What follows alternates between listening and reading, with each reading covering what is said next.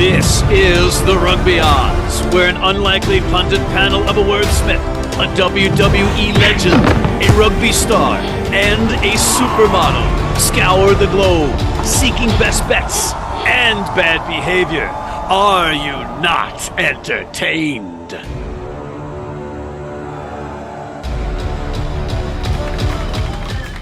And welcome back to the Rugby Odds, and a happy new year to you and yours. And this week we ring in with John Bradshaw Layfield, the WWE Hall of Famer turned rugby advocate, King Gift Egbelu, the inventor of words and father of twins, three-time Olympic sevens coach Mike Friday, whose kid is playing for Harlequins, and Irish rugby legend George Hook. I'm Matt McCarthy. What? Harlequins? Yeah. Where'd you learn diction? Hoboken? You could say Harlequins, you could say Harlequins. It doesn't matter, John. If you know rugby, it does matter. His son's playing for him in the number 9, and he did a heck of a job this past weekend. And a happy new year to you too, John. Mike, it was a tough weekend for your son. We agreed in the pre-production meeting we weren't going to bring up Lucas and the Harlequins getting their ass. We didn't have a pre-production meeting. You were late for it. One. You missed it. It's like the most half-ass run show in the world. It's why we're going to 2 Cents Rugby. Oh, there's no pre-production meeting. There's nothing. It's actually 3 Cents Rugby now after the tariffs. All right. Well, how were your respective breaks? Mike, why don't you lead us off? Decent. Yeah, 2 weeks. It's Baltic here now, though. It's freezing. Obviously, we had a fair bit of rugby to watch. None of it went too well on the results front for Lucas, but he went well individually. So small moments for a little man making his way. But yeah, it was lovely. Good break. Back at it in Jan. Back at it in Jan. That's a T-shirt if I've ever heard one. Gift, how was your break? You hear T-shirts? It's not a Clown Posse T-shirt, but yes. I'm down with the clown. Gift. We went to a resort. The Twins got famous to the point that people thought I was famous. So, hey, take that as a benefit out here. I'll take that. John, how was your break? It was absolutely none of your business. Come on, we're sharing. We're opening up to each other. It's 2026. We're a kinder, gentler panel. Come on, we're John. not. U.S. just invaded Venezuela. What do you mean we're more kinder and gentler? And because of that, I'm going to insist that Texas invade Oklahoma. Why would you want Oklahoma? We're going to give it to Mongolia. You've thought this through, haven't you? And all their bingo parlors and meth labs I have. The education level of Oklahoma immediately went up on just the thought of that. Yeah, that's right. That's right. They think they're going on holiday. That's right. Yeah. Yeah. I got to go to Ireland, and I met up with George Hook. He's unbelievable. What a legend. Take 2. But in person, he's just that much better. And I got to meet George Jr., but we don't have much time, so let's get to our first recurring segment. What caught your eye? Mike Friday, what caught your eye last week? Well, it's not in a good way, but what caught my eye was Northampton's transition attack. It was absolutely deadly. I mean, fair play. When they got the ball back, they played fast. Quins were on the wrong end of it, but I think anybody would have been on the wrong end of it. And that was after Northampton's second team had dismantled Bath at the Rec 5 days earlier. And that was just after they dismantled Sale away as well. I mean, fair play. Northampton attacking backline led by Tommy Freeman. Yeah. And the ginger whiz kid, George Hendy. Unbelievable. Phenomenal. Fantastic. That's actually one of the greatest nicknames ever, the ginger whiz kid. I love that. Put it on a T-shirt. I hear a T-shirt. That's another T-shirt coming out of TRO. All right, Gift, anything catch your eye? The South Africans absolutely showed out this past weekend for sure. I mean, Sharks-Lions game was as animated, as exciting as it could be. It's actually the first time I think I looked into the stadiums, and it actually felt like there was actually people there that cared and not just like got free tickets and just showed up. And then that Stormers-Bulls game felt like it was a higher scoring game than it actually was. But that was good intensity. I mean, I feel for the Bulls because clearly they're the suckiest team in South Africa this year. Sharks seem to be wanting to wake up even though they still lost. And then the other one was off of the Zebre game where Glasgow. Man, great interception for a try. Like a pure play of beauty. I forgot what the number of the guy was. But that was just a great transition from beginning to end. I mean, Glasgow really dismantled Zebre, but that was a great play. John, what caught your eye? Yeah, Glasgow scored, 3 times in about 18 seconds? The game was actually not that bad as far as being distant score, but then all of a sudden they just boat raced them. And I agree with you, King, on South Africa. I thought that was some really good games. I'm just disappointed in the Sharks. Now, Matt, of course, told me that the Sharks were going to kill the other team, and they didn't. He told me Toulouse was going to kill the other team, and they didn't. He told me Newcastle was going to score a ton of points, and they didn't. But, King, I agree with you. I thought the rugby was fantastic. It's just the Sharks find a way to lose. I was just disappointed. I thought the Sharks had looked like they were turning the corner, and at the end of the game, it's almost like they're bad luck slap rock. They just think, okay, at some point, something's going to go wrong, and it did. The Sharks got some real issues. 53,000 fans for that Stormers-Bulls match, breaking the record for the URC, which was set at Croke Park earlier this year with 51,000, and they got their money's worth, man, because that was just such a physical battle. But the thing that I noticed the most here, Sia Khaleesi declaring that he is going to go to the Stormers and, be close to his family. I get all that. But when we're trying to make rugby grow over here, and if it ever takes hold, could you imagine Aaron Judge announcing that he's going to play for the Red Sox next year, like a month or two into the season? That will never fly. He will have to be escorted back and forth. I'm an LSU fan. We literally got Lane Kiffin on that exact thing. I don't know what you're talking about. You're right, Matt, because it's killing rugby in South Africa. You're 100% right. I don't know what I'm just saying. I don't know what they put in the stadium. What was in the stadium gift? Was it like 300 or 400 people? Oh, that's right. It was 53,000. It set a URC record. That's not going to fly over here. If Aaron Judge. What are you talking about Aaron Judge for? They got 53,000 people down there. Khaleesi's a god, and Aaron Judge is a baseball god. And for him to say in June that he's going to play for the Red Sox next year, Yankee fans would kill him. You've lost everybody. Announcing that you're going to play for another team, especially the enemy. But what you're saying is that doesn't work in American sport, but they're not basing their transfers on American sporting landscape, because the reality is the way that the transfer market works in rugby is that you have 3 months up until December the 31st to agree a new deal. If you don't, it's a free agent. Then basically it becomes paparazzi time. All they're trying to do is they're trying to stay ahead of the narrative. But they're also signing for another team during the season. I know, but that's the point. That's the way it works in rugby. And I'm saying that's not going to work over here. What are you talking about? What are you talking about? We see this in baseball, in basketball. This is what we call the mid-season free agency it doesn't deadline. happen in basketball. It doesn't happen in free agency deadline. It happens in week 8 for football. It happens right after the All-Star break for basketball. That is literally the concept of, I'm asking what for are a you trade. Talking about? They never do that in baseball or football or basketball, the NHL over here. They trade, don't they? Hey, I'm asking for a all the trade. time. They declare that they're going to be a free comes. agent. They don't say I'm signed with so-and-so next year while I'm still playing with Team X. They never do that here. Because of what they just said. He said he's beating the paparazzi to it. Literally, Sia says in the video, because I want you to hear it from me first before everybody else, I'm going to be signing over to literally 4 hours away from me. Look, okay, here's an idea. Don't sign until after the season ends, and then do it.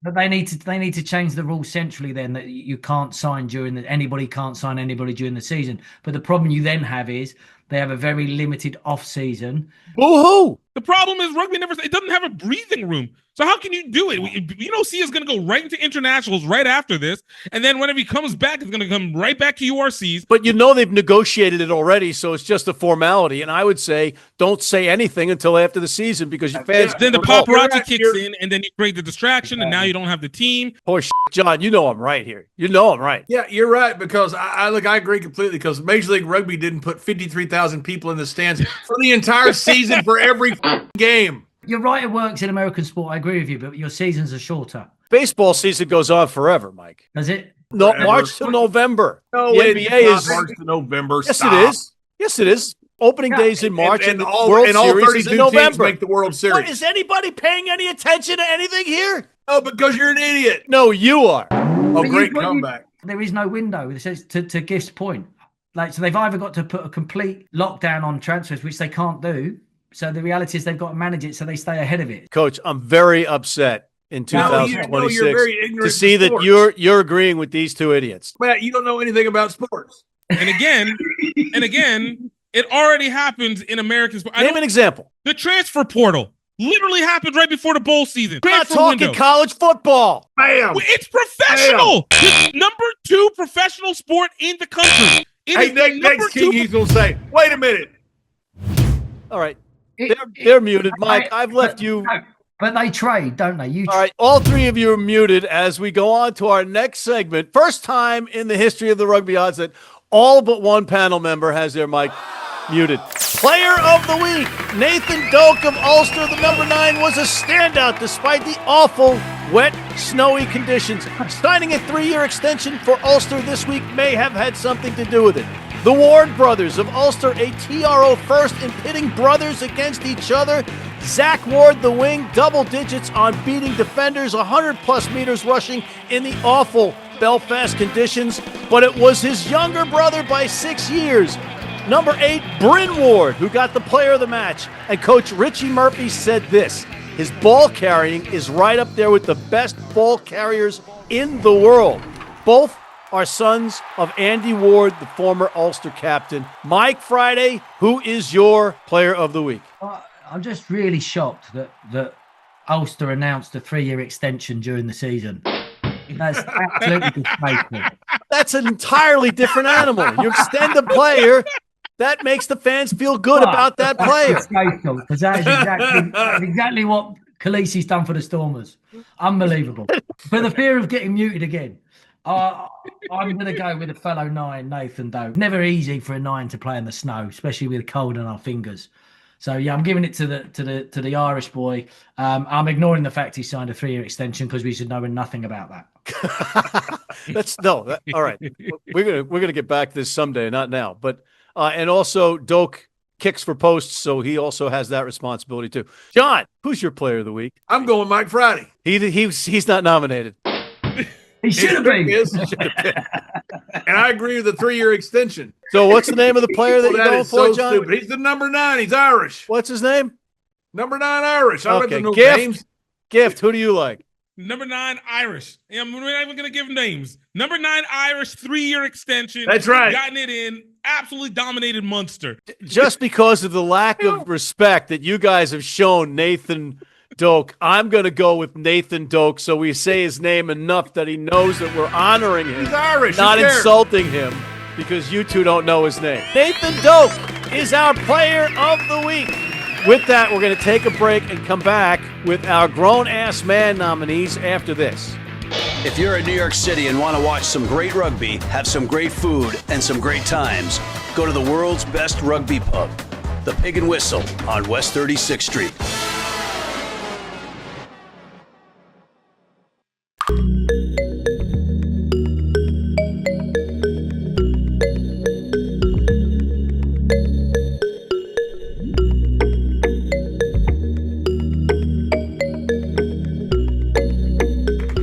And we're back with Gift's favorite segment, Grown-ass man.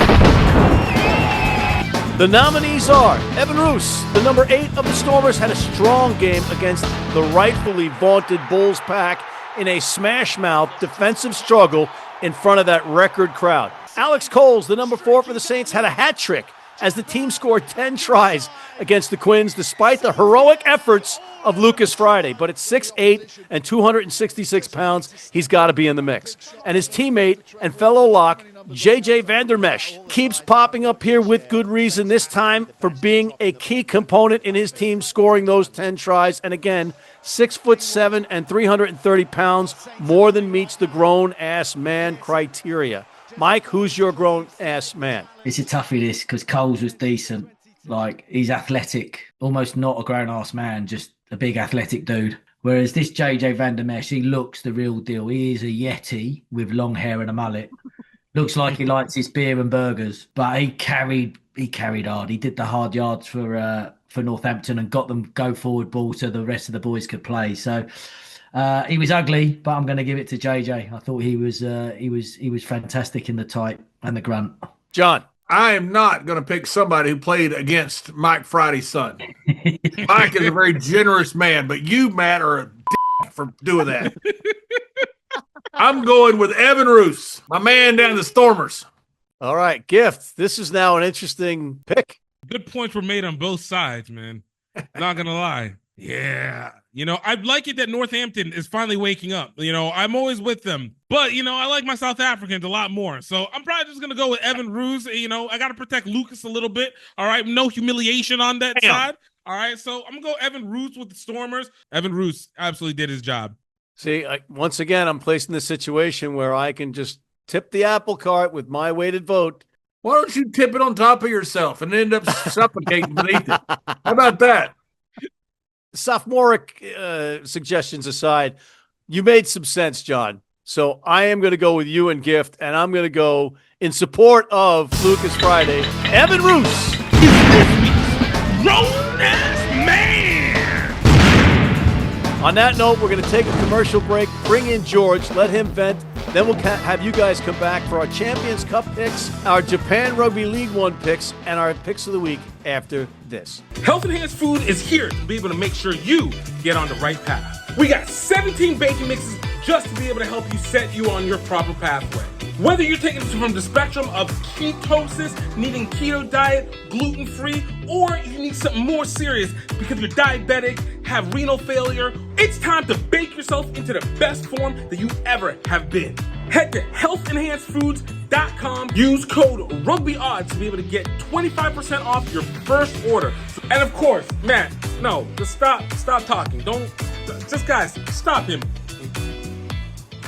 And we're back with Mr. George Hook calling in again from Ireland. George, we had the pleasure of seeing each other in person over the break. Yes, but since then, the temperature's dropped about 10 degrees, and we now are the same as Anchorage, Alaska. It's just a different kind of cold. It's a different kind of cold, yeah. I'm driving down to Limerick on a beautiful sunny day from Dublin with the wife to go to Munster versus Leinster, and the street's wet. There was no rain. Why was the highway wet? Well, because Ireland is wet. It's 24/7 wet. You know what I mean? I don't. That's why I'm so puzzled. But that doesn't take much to puzzle me, as you well know. And with that, let's get to something that you can shed some light on for me with our recurring segment, Headlines with Hook. How should Farrell pick his Six Nations team ahead of the 27 World Cup? Well, the first thing is you don't even think about the World Cup. It won't even cross his mind, right? The team he will pick will be the best team available to him for the first game. And then it'll be the best team for the second game, and so on. So the Six Nations stands independently of that. You got to remember, the World Cup is is almost 2 years away. You don't plan for 2 years away, particularly as he's got an aging side, I mean, when you think, I remember Gary Ringrose as a kid. Gary Ringrose isn't a kid anymore. Best scrum half in the Six Nations, Jonathan Gibson Park, I'm not sure he's going to be around in 2027.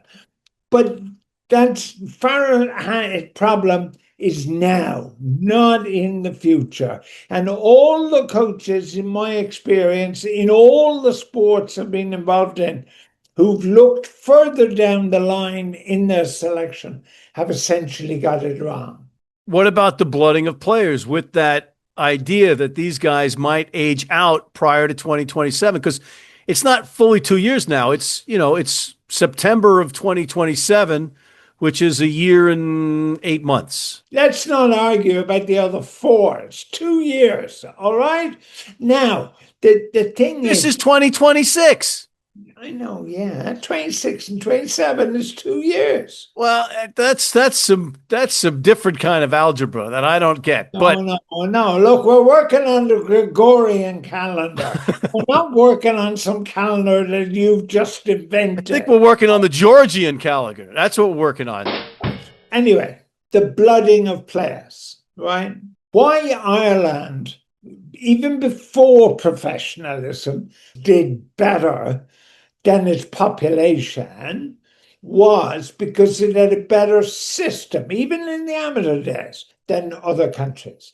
So in the Six Nations, it has the best schools competitive structure.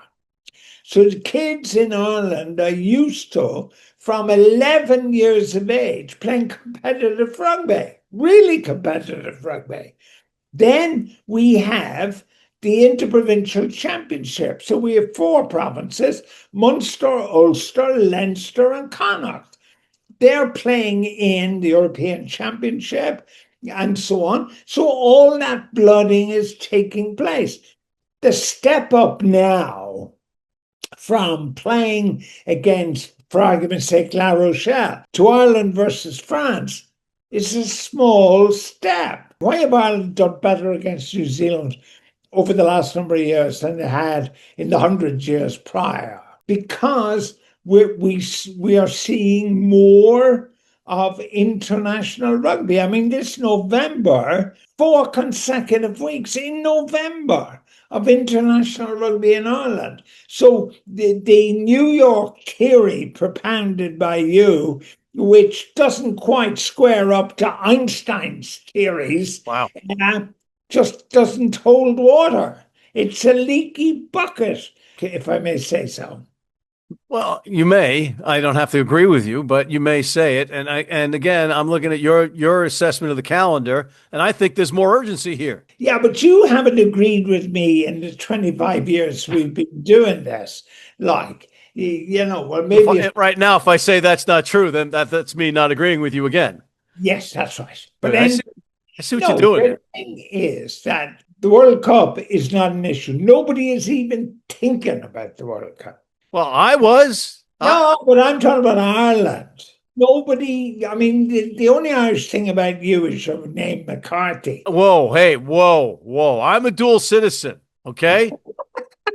All right? So watch it. Now, you watch yourself or you might be apprehended. We're not commenting on any of that stuff, that nefarious stuff off camera that is happening with us. We're not talking about that. Anyway, nobody is thinking about the World Cup in Ireland. Nobody. So it's Six Nations or bust, right? For Andy Farrell, he just wants to win the Six Nations. That's it. And he's got a problem because they're not going to win the Six Nations. All right. Well, in the next couple of weeks prior to the kickoff of the Six Nations, we're going to get your view of who should play for that side.